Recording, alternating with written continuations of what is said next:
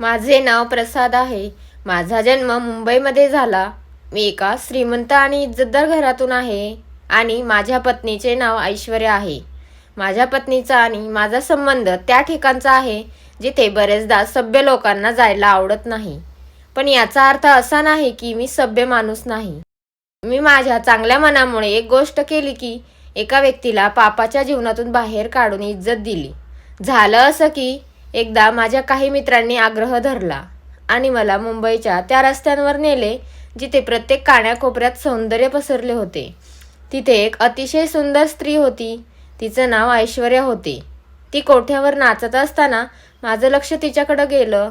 तिचा अंदाज खूपच दिल खेचत होता. तिला पाहून मी स्तब्ध झालो. मला जणू आकाशातून परीच उतरल्यासारखं वाटलं. तिच्या मदमस्त डोळ्यात मी मग्न झालो होतो. मग नंतर झाले असे की मी माझ्या मित्रांपासून लपून त्या भागात जात राहिलो. माझं हे नेहमीचंच झालं होतं. मी रोज रात्री ऐश्वर्याचा डान्स बघायला जात होतो. मी करोडपती बापाचा एकुलता एक मुलगा होतो, त्यामुळे माझ्याकडे पैशाची कमतरता नव्हती. मी रोज रात्री ऐश्वर्यावरती नोटांचा वर्षाव करायचो. त्या कोठ्याची मालकीन मालन नावाची बाई होती. मालन माझ्यावर खूप प्रभावित झाली होती.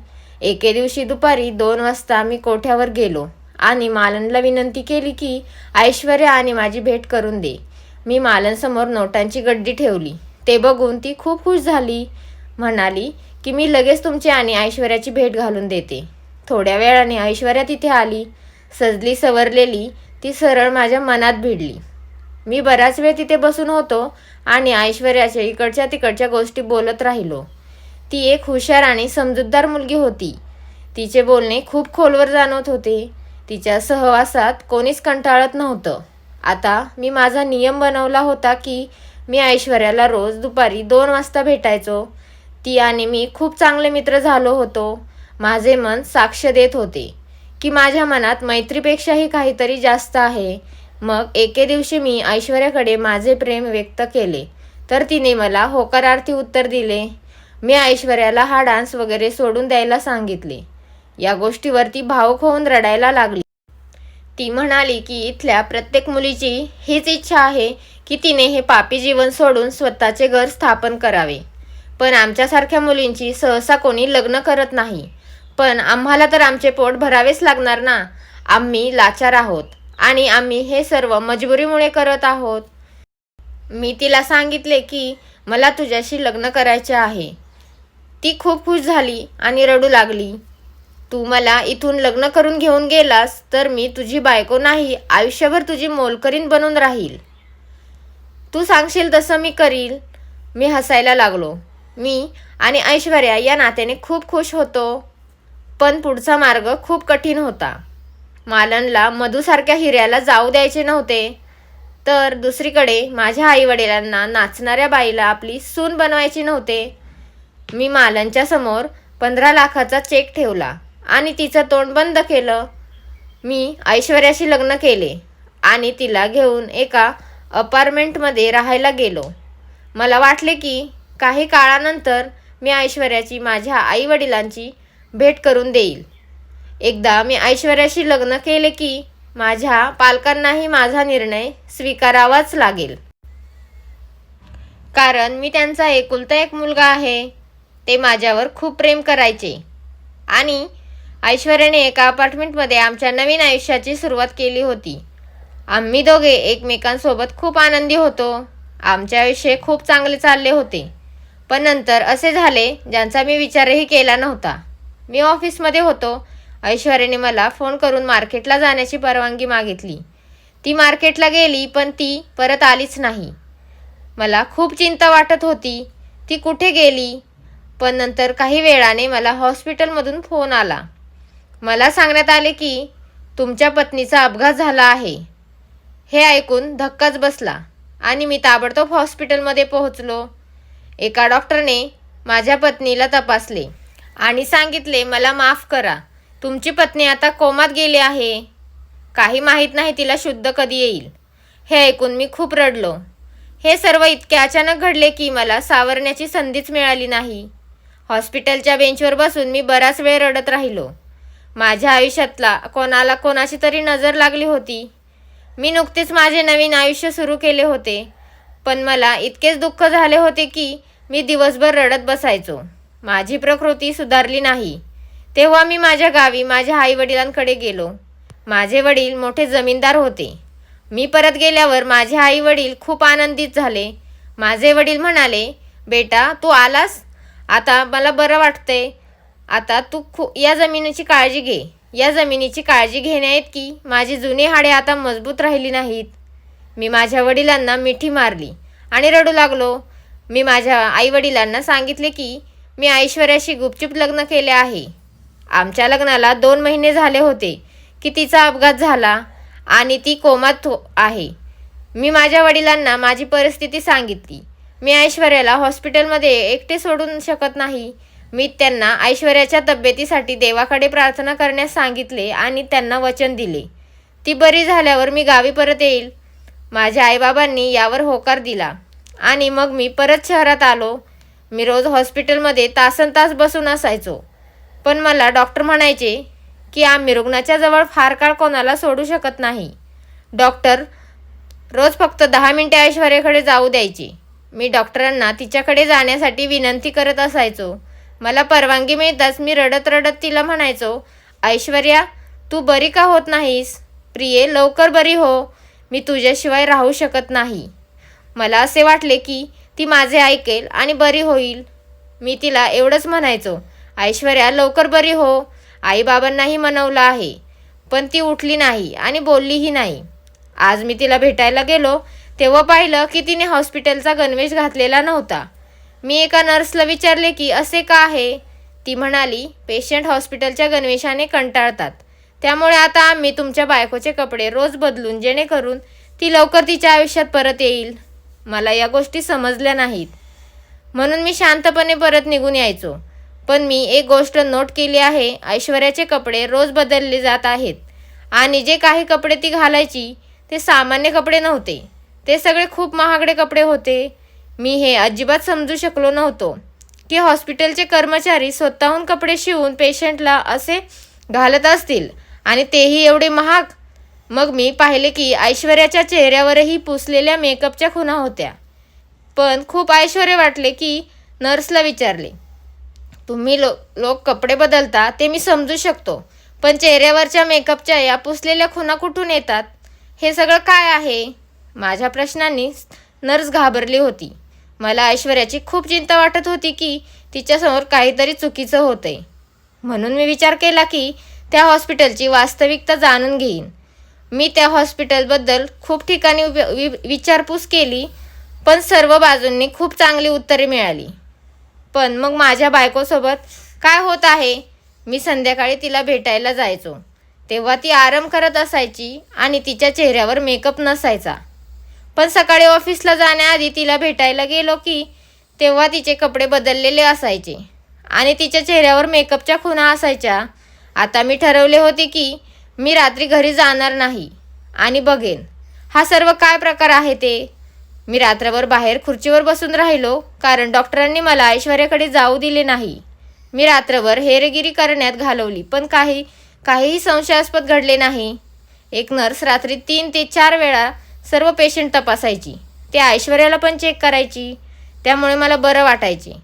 आता सकाळी रूममध्ये गेल्यावर तिचे कपडे पुन्हा बदलले होते आणि तिच्या चेहऱ्यावर मेकअपचे मार्क्स आले होते. आता मला खूप आश्चर्य वाटले होते. मग मी काहीतरी वेगळं करायचा विचार केला. हॉस्पिटलमधून ज्युनियर डॉक्टर मला जॉईन केला आणि खूप मोठी रक्कम देऊन त्याला पटवले. आता मी रात्रीच्या आतुरतेने वाट पाहत होतो. रात्र होताच मी त्या ज्युनियर डॉक्टरचा ड्रेस घातला. मला ऐश्वर्याच्या खोली जाण्यापासून कोणीही रोकत नव्हते. मी तिच्या खोलीकडे पाऊल टाकताच एक नर्स पळत आली. ती माझ्याजवळ आली आणि मला आत जाण्यापासून रोखण्याचा प्रयत्न केला. ती गेल्यावर मी आरामात ऐश्वर्याच्या खोलीत गेलो, पण पाहतो तर काय, माझ्या पायाखालची जमीनच सरकली, कारण ऐश्वर्याचा बेड मोकळा होता. तिचा तिथे नाव निशाण नव्हता. विचार केला की ऐश्वर्या आता कुठे जाऊ शकते. मी बाहेर जाऊन ज्युनियर डॉक्टरला विचारलं, तर त्यालाही माहीत नव्हतं. मी चेहऱ्याला मास्क लावलेला होता. मी त्या नर्सला विचारले जी तिच्या रूम बाहेर असायची. मी तिला विचारले की या रूमचा पेशंट कुठे आहे? तर ती म्हणाली, ती रोज कुठेतरी जाते. आजही तिथेच गेली आहे. मी नर्सला विचारले, ती नेमकी कुठे गेली आहे? तर नर्स हसली आणि म्हणाली, जास्त हुशार बनू नकोस. तुला पण सगळं माहीत आहे. तू पण तुझा कट घेतोय ना, नाही का? आता हे मला असह्य होत आहे. मी ज्युनियर डॉक्टरांचा गणवेश परत केला आणि स्वतःचे कपडे घातले आणि परत हॉस्पिटलच्या बेंचवर गेलो. पापणी न लावता मी बसून राहिलो. मला बघायचं होतं की ऐश्वर्या नेमकी कुठून परत येते ते. सकाळचे 9 वाजले, पण ऐश्वर्या काही आलीच नाही. एक नर्स माझ्याजवळून गेली. मी तिला विचारलं की माझ्या बायकोला भेटू द्या, मला ऑफिसला जायचंय. तेव्हा ती म्हणाली, तुम्ही भेटू शकता, तुमच्याकडे फक्त 10 मिनिटे आहेत. परवानगी मिळताच मी रूममध्ये गेलो तर ऐश्वर्या तिच्या बेडवर होती. आज पुन्हा कपडे बदलले होते आणि रोजच्याप्रमाणे मेकअपच्या खुणा होत्या. आता मला सर्व प्रकरण समजायला लागले होते. मला कळले होते की ऐश्वर्या रात्री अंथरुणावरून कोणीतरी किडनॅप करते आणि तिला हॉस्पिटलच्या मागच्या दाराने घेऊन जाते. म्हणून मी ठरवलं की आता मी हॉस्पिटलच्या मागच्या दारावर पहारा देईन. मी हॉस्पिटलच्या लोकांशी युक्ती करण्याचा प्रयत्न केला. मी ऐश्वर्याच्या खोलीत गेलो. मी तिथे 10 मिनिटांपेक्षा जास्त वेळ थांबलो. मला माहीत होतं की आता कोणीतरी डॉक्टर मला इथून बाहेर काढायला येतील आणि माझ्या विचारानुसार 12 मिनिटांनी एक डॉक्टर त्या खोलीत आला आणि म्हणाला, सर, आता इथं तुम्हाला निघून जावे लागेल. जास्त वेळ पेशंटसोबत राहणे योग्य नाही. तर मी डॉक्टरला म्हणालो की मी 2-3 दिवसांसाठी गावाला जात आहे, त्यामुळे मला हॉस्पिटलचे चक्कर मारता येणार नाही. मी आपल्याला विनंती करतो की आपण माझ्या बायकोची काळजी घ्याल. कोणत्याही इमर्जन्सी प्रसंगी मला फोन करा. डॉक्टरांनी तिची काळजी घेण्याचे आश्वासन दिले. मी त्याला भेटलो आणि हॉस्पिटलमधून बाहेर निघून ऑफिससाठी निघून गेलो. संध्याकाळी ऑफिसमधून परत आल्यावर मी माझा वेश बदलला आणि चेहऱ्यावर मास्क लावला आणि हॉस्पिटलच्या मागच्या बाजूला जाऊन बसलो. थोड्याच वेळाने मी असं काही पाहिलं की समोरचं दृश्य बघून माझ्या काळजात धस्स झालं. ऐश्वर्या स्वतःच्या पायावर चालत बाहेर आली आणि समोर थांबलेला एका मोठ्या गाडीत बसून निघून गेली. त्या क्षणाला मला खूप त्रास झाला होता. मला असे वाटत होते की मी इथे बसून जोरजोरात रडावं, पण माझ्या ऐश्वर्याच्या मागे जाणं सुद्धा गरजेचं होतं. म्हणून मी तिच्या गाडीचा पाठलाग करू लागलो. आजचा दिवस माझ्या आयुष्यातील सर्वात वाईट दिवस होता. मला धक्क्यावर धक्के बसत चालले होते. गाडीचा पाठलाग करत मी अशा ठिकाणी पोहोचलो जिथून मी तिला बाहेर काढले होते आणि माझ्या आयुष्यात आणले होते. तिला इज्जत दिली होती. माझ्या घराच्या सुरक्षित 4 भिंती दिल्या होत्या. पण तिने काय केलं? ती ज्या घाणीतून निघाली होती त्यातच परत गेली. जेव्हा ऐश्वर्या कोठ्यात गेली त्यानंतर 10-15 मिनिटांनी मी पण आत गेलो. मी माझं वेषांतर असं केलं होतं की मला कोणी सहजतेने ओळखू शकत नव्हतं. जेव्हा मी कोठ्यात गेलो तेव्हा ऐश्वर्या नाचत होती. त्यावेळी असं वाटलं की ऐश्वर्याच्या 4 कानाखाली ठेवून द्याव्या, पण मी सबुरीने घेतलं. मला जाणून घ्यायचं होतं की ती हे सगळं का करत होती. तिने मला धोका का दिला होता. जर तिला नाचायचंच होतं तर मग तिने माझ्याबरोबर चांगुलपणाचा अवका आणलेला. तिचा डान्स रात्रभर चालला. सुमारे पहाटेचे 4 वाजले होते तेव्हा हॉल हळूहळू रिकामा होत चालला होता, पण मी शेवटपर्यंत उठलो नाही. हॉल खाली झाला तेव्हा मी उठून ऐश्वर्याच्या समोर जाऊन उभा राहिलो. मी माझ्या चेहऱ्यावरचा मास्क खाली घेतला तर ती मला बघून आश्चर्यचकित झाली. ती खूप घाबरली होती. तिचा चेहरा घाबरून लाल झाला होता आणि माझ्या डोळ्यात रागाने अश्रू आले होते. ऐश्वर्या, तू हे सगळं सोडू शकत नव्हतीस तर मग मला तुझ्याशी लग्न करायला का लावलंस? मी माझ्या आईवडिलांना दुखावलं, पण तरीही तू माझी झाली नाहीस. ऐश्वर्यासुद्धा रडू लागली आणि म्हणाली, काही माणसं असतात ज्यांच्या नशिबात इज्जतच नसते. तुझ्याशी लग्न करून मला आनंद झाला की आता मला कोणासमोर नाचावं लागणार नाही आणि आयुष्य सन्मानाने जाईल. पण नंतर असं काही घडलं की मला पुन्हा कोठ्यावर यावं लागलं. मी ओरडून विचारलं, पण मला सांग, तुझी कोणती मजबुरी होती की तू हे सर्व केलेस? तुझ्या आधी माझ्या आयुष्यात एक शेठ होता. त्याला माझ्या डान्सची पण खूप आवड होती. त्याने माझ्यावर पाण्यासारखे पैसे खर्च केले होते. मालनने त्याला शब्द दिला होता की मी त्याच्याशिवाय कोणाच्याही समोर नाचणार नाही. पण नंतर अचानक तो शेठ गायब झाला. त्याने मला पैसे पाठवणे बंद केले. मालनने 2 महिने वाट पाहिली, पण त्याच्या बाजूने काहीच प्रतिसाद न आल्याने त्याने पुन्हा एकदा मला कोठ्यावर नाचायला लावलं. त्या दिवसात माझी नजर तुझ्यावर पडली होती. तू एक दिवस माझा डान्स बघायला आला होतास. मला तू खूप आवडला होतास. मग असे झाले की आपण दोघे प्रेमात पडलो आणि मग तुम्ही मला लाखो रुपयांनी विकत घेतले. पण आपल्या लग्नाच्या 2 महिन्यांनी तो शेठ परत आला. तो मालनला म्हणाला, जर मी पुन्हा नाचायला सुरुवात केली तर तो ऐश्वर्याच्या नवऱ्याला मारून टाकेन. पण मला हे सहन होणार नव्हतं, कारण मी तुझ्यावर खूप मनापासून प्रेम करते आणि मला तुला गमवायचं नव्हतं. म्हणून मी त्याचं ऐकलं. मला सांगितल्याप्रमाणे मी डान्स करत राहिले. त्याने मला सांगितलं की तुझ्यापासून दूर राहा आणि रोज रात्री फक्त माझ्यासमोर नाच. म्हणून मी माझ्या अपघाताचं खोटं नाटक केलं आणि एक डॉक्टर आणि काही नर्सच्या मदतीने हॉस्पिटलमध्ये ॲडमिट असल्याचं सोंग बनवलं. मी पुन्हा शेठच्या सांगण्यात कोठ्यात नाचू लागले. एवढं मला पुरेसं होतं की तू यायचास. मी रोज 10 मिनिटे तुझा चेहरा बघायचे. तुझी बातमी माझ्यापर्यंत पोहोचायची. मी ऐश्वर्याला विचारले, मला सांग, तू माझ्या आयुष्यात आनंदी आहेस का? मग ती रडत म्हणाली, आता मी आदराचे जीवन पाहिले आहे आणि आता हे बळजबरीचे जीवन आवडत नाही. माझे मन शेठ पुन्हा गायब व्हावे आणि मी आयुष्यात परत यावे असे सांगत आहे. मी ऐश्वर्याचा हात धरून म्हणालो की एक गोष्ट लक्षात ठेव, बाहेरचे लोक त्याच व्यक्तीला तोडण्यात यशस्वी होतात जो आपल्या कुटुंबातील सदस्यापासून गोष्टी लपवतो. जर तुम्हाला शेठबद्दल आधी सांगितले असते तर मी यावर काहीतरी उपाय काढला असता आणि तुला एवढा त्रास सहन करावा लागला नसता. ऐश्वर्याला समजावून त्या शेठ विरुद्ध त्याने एक FIR नोंदवली. पोलीस त्याला उचलून घेऊन गेली. मी माझ्या वचनानुसार गावाला परत आलो होतो.